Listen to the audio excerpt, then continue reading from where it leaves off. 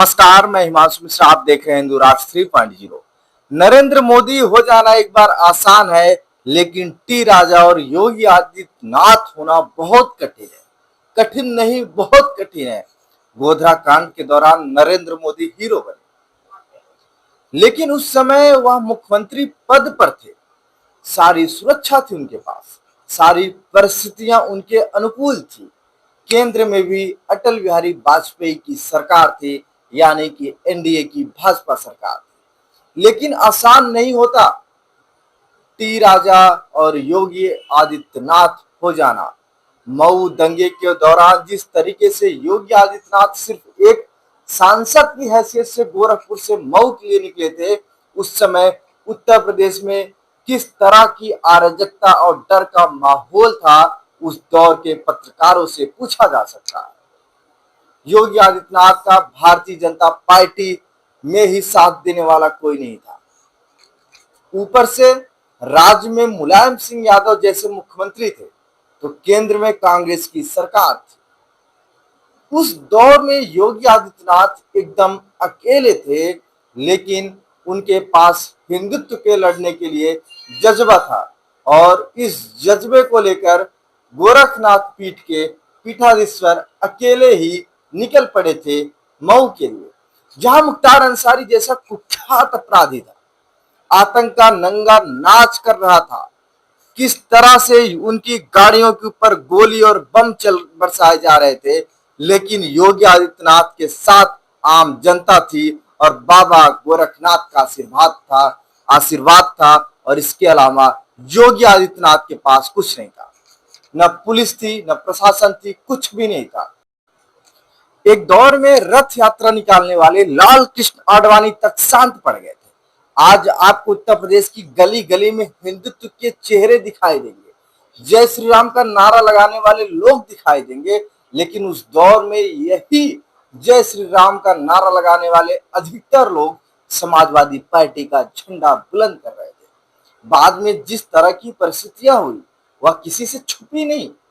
योगी आदित्यनाथ के लोकसभा में भावुक होकर आंसू निकलने वाले वीडियो को वायरल कर चुटकी लेने वाले लोग उस परिस्थिति को नहीं समझेंगे। अब तेलंगाना में गोसा महल से विधायक टी राजा सिंह ने भाजपा से इस्तीफा दे दिया है। भाजपा से उन्होंने इस्तीफा दे दिया है। उन्होंने पार्टी के राजनेतृत्व के लिए चल रहे खींचतान पर नाराजगी जताते हुए भाजपा प्रमुख किशन रेड्डी को अपना इस्तीफा भेजा। तेलंगाना मुद्दे पर टी राजा को नजरअंदाज करना ठीक नहीं लगता है। जैसे 32 दांत के बीच में एक जीभ रहती है, ठीक उसी प्रकार प्रदेश में टी राजा सिंह की स्थिति थी।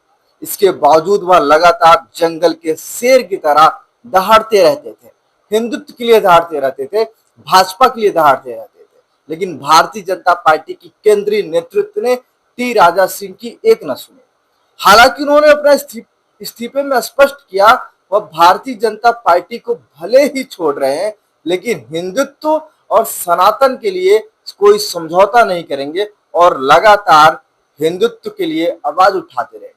वो वाईएसआर कांग्रेस से नहीं जुड़ेंगे, वो टीआरएस से नहीं जुड़ेंगे। जब योग्यता को नजरअंदाज कर चापलूसों और चाटुकारों को स्थान देकर भविष्य के लिए अपने आप को मजबूत करने के लिए नई पीढ़ी तैयार की जाती है, तो कोई भी दल भारतीय जनता पार्टी बन जाता है। यहां कोई पूछने वाला नहीं है कि उत्तर प्रदेश के प्रयागराज का चर्चित माफिया अतीक अहमद गुजरात जेल में क्यों था। वह अपने आप को गुजरात में ही सबसे ज्यादा सुरक्षित क्यों महसूस करता था, या कोई पूछने वाला नहीं।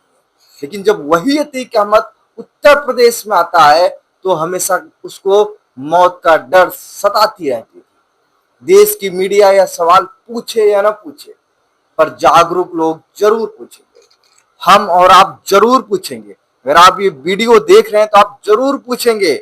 यह पूछने वाला कोई नहीं है कि मुख्तार अंसारी को सजा सुनाने वाले जस्टिस दिनेश कुमार का ट्रांसफर सजा के तौर पर केरल उच्च न्यायालय क्यों कर दिया गया। कोई नहीं पूछेगा। लोग यहां तक जाते तक भी नहीं है। कोई जाता तक नहीं है। फिर कह रहे हैं कि ब्रांडिंग से नरेंद्र मोदी हो जाना आसान है, लेकिन बिना ब्रांडिंग के बुलडोजर और योगी आदित्यनाथ का ब्रांड बन जाना बहुत कठिन है। मऊ की घटना याद होगी। निश्चित रूप से भारतीय जनता पार्टी ने अपने तौर तरीके में परिवर्तन नहीं किया तो लगता है कि आगे उसे बड़े नुकसान का सामना करना पड़े। वास्तव में भारतीय जनता पार्टी अपने मूल सिद्धांतों से कभी कभी भटक गई है, ऐसा लगता है लोगों को, क्योंकि दूसरे दल से आए लोगों को बहुत तवज्जो दी जाती है। इसका नुकसान पार्टी को 2024 के लोकसभा चुनाव में बहुत हुआ। 63 सीटें जीती थी, 36 सीटें पे आ गई, 36 सीट जीती है। अतीक अहमद और मुख्तार अंसारी जैसे कुख्यात अपराधियों के साम्राज्य का खात्मा करने के बाद, उत्तर प्रदेश में कानून का राज स्थापित करने के बाद भी योगी आदित्यनाथ के पीछे भारतीय जनता पार्टी के बड़े से बड़े नेता हाथ धो के पीछे पड़े हैं कि योगी को हर रास्ते से हटाओ, उत्तर प्रदेश से मुख्यमंत्री पद से हटाओ। लोग पीछे पड़े।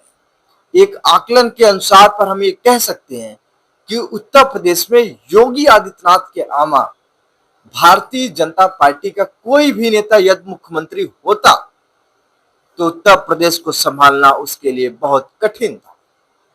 मुख्तार अंसारी और अतीक अहमद जैसे कुख्यात अपराधियों की तूती बोलती उनकी। किसी और को अगर मुख्यमंत्री अभी बना दिया जाए तो योगी आदित्यनाथ ने जिन चीजों को 8 वर्ष में ठीक किया है, उन चीजों को कुछ समय में मटिया मेट कर दिया जाएगा। चाहे यहां पे राजनाथ सिंह आ जाए, चाहे गुजरात से अमित शाह आ जाए, चाहे जो मुख्यमंत्री बन जाए, वो नहीं संभाल सकता, क्योंकि योगी आदित्यनाथ का विजन स्पष्ट है। वो एक फैक्ट और इम्पैक्ट दोनों डाल रहे उत्तर प्रदेश की राजनीति में और उत्तर प्रदेश के लोगों के अंदर भी। चाहे वो समाजवादी पार्टी के लोग जो समाजवादी पार्टी की विचारधारा से जुड़े हैं, वो भी योगी आदित्यनाथ के कानून के राज की लगातार सम्मान करते हैं और कहते हैं कि योगी ने कानून का राज स्थापित कर दिया। योगी आदित्यनाथ का विजन स्पष्ट है। वास्तव में अपराधियों को ठीक करना जानते हैं, क्योंकि वह स्वभाव से ईमानदार और सत्यनिष्ठ हैं। उन्हें कुर्सी का कोई मोह नहीं है, उनके लिए केवल एक धर्म है, वो है राजधर्म। ये जो रिपोर्ट थी दोस्तों, ये सौरभ सोमवंशी के द्वारा थी। और आप सबको अगर लगता है कि योगी आदित्यनाथ अपनी वजह से ब्रांड बने और नरेंद्र मोदी पहले से ही ब्रांड थे, तो कमेंट बॉक्स में जरूर बताइए और चैनल को कर लीजिए सब्सक्राइब और वीडियो को कर दीजिए लाइक और शेयर।